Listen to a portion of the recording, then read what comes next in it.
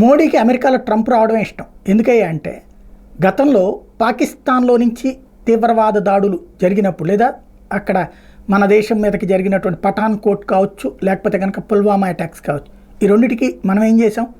PoK మీద ఒకసారి వెళ్ళి అటాక్ చేసాం, రెండవసారి బాలాకోట్ మీద వెళ్ళి అటాక్ చేసాం. ఈ రెండింటికి అమెరికా కూడా సహకరించింది, సమాచారం కూడా ఇచ్చింది. ఆ తీవ్రవాదులు ఎక్కడున్నారు ఏంటి అనుపానులు కూడా మనకిచ్చింది అమెరికానే. మనం మరో పక్కన సీరియస్గా యాక్ట్ చేసాం. ఆ తర్వాత ఏమీ చేయలేకపోయారు 2019 తర్వాత. ఎందుకని? బైడెన్ అధికారంలోకి రావడం వల్ల. బైడెన్కి ఈ పాకిస్తాన్కి వెనకేసుకురావడం, తీవ్రవాద సంస్థల్ని భుజానేసుకోవడం ఇది నడుస్తుంది. ఇప్పుడు ట్రంప్ రాబోతున్నాడు. ట్రంప్ వస్తే తీవ్రవాదం అంతు చూస్తామన్నారు. మనకి హయ్యెస్ట్ తీవ్రవాదం బంగ్లాదేశ్ ప్రోత్సహించే తీవ్రవాదం, పాకిస్తాన్ ప్రోత్సహించే తీవ్రవాదం, చైనా ప్రోత్సహించే తీవ్రవాదం. వాటిని దెబ్బకొట్టాలి అంటే అంతర్జాతీయంగా మనకి ఇబ్బంది పెట్టకుండా ఉండాలి. అది తీవ్రవాదాన్ని తీవ్రవాదంగానే గుర్తించాలి, దానికి మానవ హక్కులు పౌర హక్కులను గుర్తించకూడదు. ట్రంప్ వస్తే ఆ విధమైనటువంటి అవకాశం ఉండే పరిస్థితి ఉండొచ్చు.